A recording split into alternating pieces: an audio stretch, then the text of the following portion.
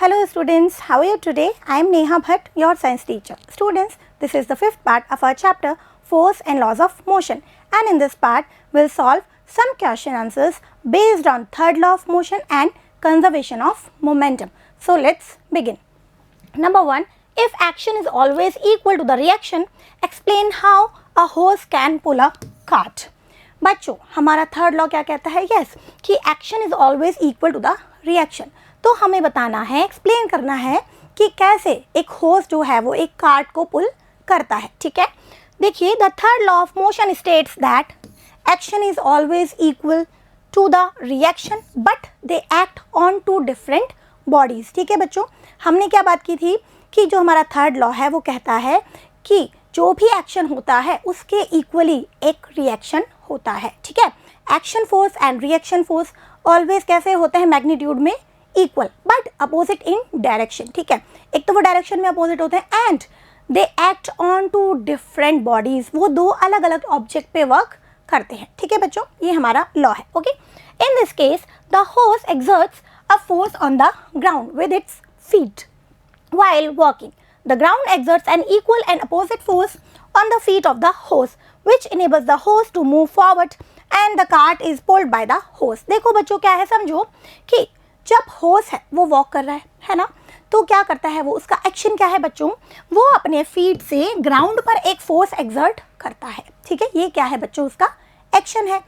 और फिर क्या होता है, ये जो फिर ग्राउंड है वो हॉर्स के फीट पर एक अपोजिट डायरेक्शन में इक्वल मैग्नीट्यूड का फोर्स एक्सर्ट करता है, जो क्या करता है, हॉर्स को आगे बढ़ने में, वॉकिंग में इनेबल करता है. ठीक है, हमने एग्जाम्पल देखा था कि हम कैसे वॉकिंग करते हैं. जब हम चलते हैं तो क्या करते हैं, हम जो हमारी ग्राउंड है, सरफेस है, उस पर हम एक फोर्स लगाते हैं. वो क्या है बच्चों? एक्शन है. और फिर क्या होता है, वो सरफेस जो ग्राउंड है वो हमारे फीट के ऊपर एक इक्वल अमाउंट का फोर्स लगाता है. हो गया अपोजिट डायरेक्शन में. और क्या होता है, ये रिएक्शन फोर्स होता है. तो इस तरीके से बच्चों क्या होता है, हम वॉकिंग में इनेबल होते हैं. तो इसी तरीके से क्या होता है, जब फिर से देख लीजिए, in this case the horse exert a force on the ground with its feet while walking. ठीक है, जब हॉर्स वॉक कर रहा है तो वो क्या कर रहा है, वो अपने फीट से ग्राउंड पर एक फोर्स लगा रहा है. ठीक है, then the ground exerts an equal and opposite force. Ground क्या कर रहा है, इक्वल और अपोजिट फोर्स लगा रहा है. कहाँ पे लगा रहा है? On the feet of the horse. Horse के फीट पे लगा रहा है. ठीक है, which enables the horse to move forward. और यही जो रिएक्शन का फोर्स है, इसी की वजह से जो हॉर्स है ना, वो फॉरवर्ड डायरेक्शन में मूव कर पा रहा है. ठीक है, and the cart is pulled by the horse. और इस तरीके से वो कार्ट को पुल कर पा रहा है. ठीक है, नेक्स्ट देखिए बच्चों, explain why is it difficult for a fireman to hold a horse which ejects a large amount of water at a high velocity. क्या है बच्चों? एक फायरमैन है. ठीक है, और एक हॉर्स. हॉर्स क्या होता है बच्चों? एक फ्लेक्सिबल पाइप होता है. ठीक है ना, क्या कर रहा है, वहाँ से एक लार्ज अमाउंट का वाटर एक हाई वेलोसिटी के साथ इजेक्ट हो रहा है. ठीक है, तो हमें ये बताना है कि उस फायरमैन के लिए उस हॉर्स को होल्ड करना डिफ़िकल्ट क्यों है. ठीक है, उसमें से लार्ज अमाउंट का वाटर हाई वेलोसिटी के साथ बाहर निकल रहा है. ठीक है, देखिए बच्चों, when a fireman hold a horse which is ejecting large amounts of water at a high velocity. ठीक है, जब किसी फायरमैन ने एक हॉर्स को होल्ड कर रखा है जिसमें से एक लार्ज अमाउंट का वाटर हाई वेलोसिटी के साथ इजेक्ट हो रहा है, तो क्या होता है बच्चों, then a reaction force is exerted on him by the ejecting water in the backward direction. तो बच्चों क्या होता है, ये जो वाटर इजेक्ट हो रहा है ये एक्शन है, बट करता क्या है, ये जो वाटर है ना, ये उस फायरमैन के ऊपर एक फोर्स एक्सर्ट कर रहा है. ठीक है, क्या है वो? एक रिएक्शन फोर्स है. ठीक है, और reaction force is exerted on him by the ejecting water in the backward direction. ठीक है, जो ये वाटर है बहुत ज़्यादा अमाउंट में बाहर निकल रहा है और इसकी वेलोसिटी भी बच्चों क्या है, बहुत ज़्यादा है. ठीक है, तो ये बहुत ज़्यादा मैग्नीट्यूड का फोर्स कहाँ लगा रहा है? फायरमैन के ऊपर, बैकवर्ड डायरेक्शन में. ठीक है बच्चों, तो ये क्या है, ये रिएक्शन फोर्स है. ठीक है, वही आ गया हमारा एक्शन एंड रिएक्शन. तो जब इतना ज़्यादा रिएक्शन फोर्स फायरमैन के ऊपर लग रहा है तो उसके लिए स्टेबल खड़े रहना कैसा हो जाएगा? डिफ़िकल्ट हो जाएगा. ठीक है, उसको होल्ड करना क्या हो जाएगा? डिफ़िकल्ट हो जाएगा. Okay, this is because of Newton's third law of motion. As a result of the backward force the stability of the fireman decreases, ठीक है ना। इस बैकवर्ड फोर्स के कारण जो फायरमैन है उसकी स्टेबिलिटी क्या है, डिक्रीज हो गई है, ठीक है। Hence it is difficult for him to remain stable while holding the horse, इसीलिए उस फायरमैन के लिए क्या है, स्टेबल रहना कैसा है, डिफिकल्ट है, क्योंकि यहाँ पे क्या काम हमारा क्या वर्क कर रहा है, रिएक्शन फोर्स, ठीक है ना, action and reaction, third law of motion. Okay, next देखिए, from a rifle of mass 4 kilogram a bullet of mass 50 gram is fired with an initial velocity of 35 meter per second. Calculate the initial recoil velocity of the rifle. देखो बच्चों, एक rifle है जिसका mass given है कितना, 4 kilogram, ठीक है। And bullet का मास गिवन है कितना बच्चों, 50 ग्राम, ठीक है।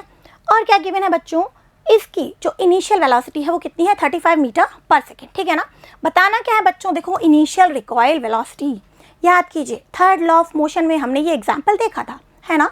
जब बुलेट फायर होती है किसी भी राइफल में से, पिस्टल में से, तो क्या होता है, बैकवर्ड डायरेक्शन में एक फोर्स लगता है, रिएक्शन फोर्स लगता है, जिससे क्या होता है, जो हमारी राइफल है, पिस्टल है, गन है, वो क्या होता है, रिकॉइल होती है ना, बैकवर्ड डायरेक्शन में एक फोर्स लगता है, एक हमें झटका फील होता है, ठीक है। तो हमको भाई बताना है बच्चों क्या, recoil velocity of the rifle, ठीक है बच्चों। देखिए mass of the rifle given है 4 किलोग्राम, ठीक है। मास ऑफ द बुलेट बच्चों कितना है, 50 ग्राम, हमको लेना है किसमें, किलोग्राम में, तो कोई दिक्कत नहीं है, क्या करना है, 50/1000 कर देना है, एंड वी गेट 0.05 किलोग्राम, हमने इसको किलोग्राम में चेंज कर लिया, ठीक है। अब देखो बच्चों, वेलोसिटी ऑफ बुलेट, बुलेट की वेलोसिटी गिवन है बच्चों, है ना, 35 मीटर पर सेकेंड, ठीक है, ये गिवन है। ओके, हमें कैलकुलेट क्या करना है, फाइंड आउट क्या करना है, recoil velocity of the rifle, ठीक है, राइफल के रिकॉइल वेलोसिटी। अब बच्चों देखो, यहाँ पे मैंने राइफल का मास m1 ले लिया है, ठीक है, बुलेट का मास क्या है, m2 है, ठीक है। तो राइफल की वेलोसिटी कौन सी वाली, रिकॉइल वेलोसिटी, ठीक है ना, क्योंकि राइफल में कौन सा मूवमेंट हो रहा है, यही वाला हो रहा है, बैकवर्ड डायरेक्शन में, तो वो कितनी ले ली हमने, v1 मान ली है, ठीक है।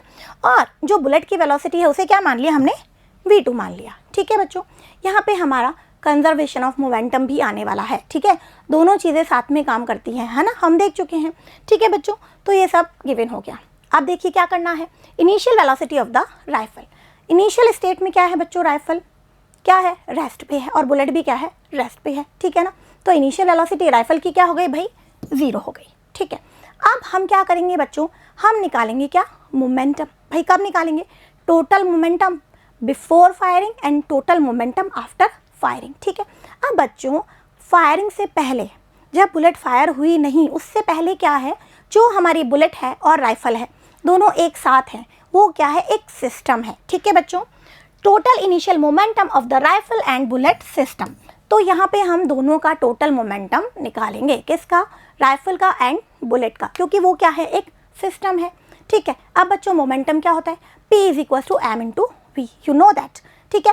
अब यहाँ पे m क्या लेंगे हम, m लेंगे हम पूरे सिस्टम का मास, सिस्टम में क्या है हमारा, राइफल है एंड बुलेट है, ठीक है बच्चों। तो क्या हो गया, m1 + m2 हो गया, ये देखिए, और मल्टीप्लाई में क्या है, v, भाई क्या है भाई, बुलेट कहाँ है, राइफल में ही है ना, तो v हो गया। अब दोनों कैसे हैं, स्टार्टिंग में रेस्ट पे है ना, v क्या है हमारा, 0 है, ठीक है।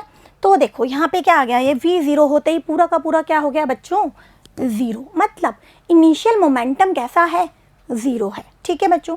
फिर अब हम बात करते हैं नेक्स्ट, क्या, the total momentum of the rifle and bullet system after firing. अब फायरिंग के बाद बच्चों बुलेट जो है राइफल से बाहर निकल गई है, दोनों अलग अलग हो गए हैं, ठीक है। तो यहाँ पे हम दोनों का अलग अलग मोमेंटम निकालेंगे, ओके। तो देखिए बच्चों m1 v1 ये किसका है, हमारी राइफल का है, ठीक है ना, राइफल का मास हमने m1 माना था, अब पता चल गया ना क्यों हम m1 v1 m2 v2 ले रहे थे, इसलिए, ठीक है। तो ये क्या हो गया, m1 v1 किसका, राइफल का, ओके, और प्लस m2 v2 किसका, बुलेट का, ठीक है बच्चों। वैल्यू रख दीजिए, m1 कितना है, 4 है, गिवन है, v1 हमको कैलकुलेट करना है, क्या है ये v1, हमारी राइफल की रिकॉइल वेलोसिटी है जो हमें फाइंड आउट करनी है, ठीक है। प्लस m2 कितना है, देखिए 0.05 किलोग्राम हमने कन्वर्ट कर लिया था, ठीक है ना, और v2 हमको गिवन है 35 मीटर पर सेकेंड, गिवन है ना बुलेट की वेलोसिटी, ठीक है बच्चों। तो क्या आ गया, 4v1 + 1.75, ये आ गया हमारा 4v1, और इनको मल्टीप्लाई करेंगे तो आ जाएगा 1.75, ठीक है, ये बच्चों क्या आ गया, आफ्टर फायरिंग हमारा मोमेंटम आ गया है। ठीक है, अब हमारा कंजर्वेशन ऑफ मोमेंटम क्या कहता है भाई, दोनों कैसे होंगे, इक्वल होंगे। ठीक है ना, according to law of conservation of momentum, total momentum before the firing equals to total momentum after the firing. ठीक है, अब बिफोर फायरिंग कितना था मोमेंटम, याद कीजिए 0 था। ठीक है, और आफ्टर फायरिंग हमने अभी अभी कैलकुलेट किया है, तो दोनों को क्या कर देंगे, इक्वल कर देंगे। ठीक है, ये देखिए 0 बिफोर फायरिंग है इक्वल्स टू 4v1 प्लस 1.75, कोई दिक्कत, नो प्रॉब्लम। ठीक है, अब क्या करना है बच्चों, वेरी सिंपल, इसको उठा के इधर ले आओ, किसी को भी हम लेफ्ट हैंड साइड पे या राइट हैंड साइड पे ले जा सकते हैं, बस ध्यान क्या रखना है, हमारे साइन जो है वो कन्वर्ट हो जाएंगे। ठीक है बच्चों, तो देखिए क्या आ गया, 4v1 is equals to minus 1.75। ठीक है, अब क्या दिक्कत है, v1 इज इक्वल्स टू हो गया माइनस 1.75 अपॉन 4। ठीक है, ये देखो बच्चों माइनस आ रहा है, क्या मतलब है माइनस का, यस, यानी कि है तो ये वेलोसिटी, लेकिन माइनस क्या बता रहा है, डायरेक्शन बता रहा है। ठीक है बच्चों, तो क्या आ गया हमारा v1 माइनस 0.4375 मीटर पर सेकेंड। ठीक है, माइनस हमें क्या बता रहा है कि ये कहाँ हो रहा है, बैकवर्ड डायरेक्शन में है, बुलेट की डायरेक्शन से अपोजिट डायरेक्शन में है। ठीक है बच्चों, negative sign indicates that the rifle recoils backwards with a velocity of 0.4375 metre पर सेकेंड। ठीक है ना, यहाँ में माइनस नहीं लाया क्योंकि मैं यहीं बात कर रही हूँ कि ये जो नेगेटिव साइन है ये क्या बता रहा है कि जो राइफल है वो इस वेलोसिटी के साथ बैकवर्ड डायरेक्शन में रिकॉइल हो रही है। ठीक है, नेक्स्ट देखिए बच्चों, two objects of masses 100 gram and 200 gram are moving along the same line and direction with velocity of 2 meter per second and 1 meter per second respectively. They collide and after the collision, the first object moves at a velocity of 1.67 meter per second. Determine the velocity of the second object. देखो बच्चों क्या है, दो object given है जिनके masses given है कितने, 100 gram and 200 ग्राम। ठीक है, और वो एक सेम लाइन पे सेम डायरेक्शन में मूव कर रहे हैं और उनकी वेलोसिटी भी गिवन है कितनी, 2 मीटर पर सेकेंड एंड 1 मीटर पर सेकेंड। ठीक है, तो यहाँ पे वेलोसिटी में चेंज है ना, क्या होगा, एक ऑब्जेक्ट की वेलोसिटी ज़्यादा है तो कुछ टाइम बाद वो जो हके हो जाएंगे क्या, कोलॉइड। ठीक है, उनमें कोलिजन हो जाएगी। ठीक है ना, they collide and after the collision the first object moves at a velocity of 1.67, और कोलिजन के बाद में जो पहला वाला ऑब्जेक्ट है उसकी वेलोसिटी में चेंज आ गया, कितनी हो गई, 1.67 मीटर पर सेकेंड। हमको बताना क्या है बच्चों, यहाँ पे सेकेंड ऑब्जेक्ट की क्या वेलोसिटी होगी, ये हमें फाइंड आउट करना है। ठीक है बच्चों, तो गिवन क्या है हमें, देखो m1 गिवन है 100 ग्राम, m2 गिवन है 200 ग्राम, तो सबसे पहले क्या करेंगे, ग्राम को किलोग्राम में कन्वर्ट कर लेंगे, कोई दिक्कत नहीं है बच्चों, वेरी सिंपल है, ये देख लीजिए आप कर लेंगे। ठीक है, इसी तरीके से इसको कर लेंगे, है ना भाई, क्या प्रॉब्लम है, बहुत सिंपल है। तो ये कितना आ गया, 0.1 किलोग्राम और 0.2 किलोग्राम। ठीक है, वेलोसिटी गिवन है बच्चों कितनी है, u1 मान लेते हैं हम एक ऑब्जेक्ट की। ठीक है ना, फर्स्ट ऑब्जेक्ट की 2 मीटर पर सेकेंड और सेकेंड ऑब्जेक्ट की क्या है, 1 मीटर पर सेकेंड। ठीक है, अब आफ्टर कोलिजन क्या हो रहा है, आफ्टर कोलिजन ऑब्जेक्ट की वेलोसिटी चेंज हो गई है भाई, मासेस में चेंज नहीं आता है, किस में चेंज आता है, वेलोसिटी में चेंज आता है। ठीक है ना, v1 कितनी हो गई, 1.67 और v2 हमको फाइंड आउट करनी है भाई। कोलिजन के बाद हमने कितनी मान ली, u1 की जगह क्या हो गई, v1 हो गई। ठीक है, और u2 की जगह क्या हो गई, v2 हो गई। ठीक है, v1 कितनी है, 1.67 है।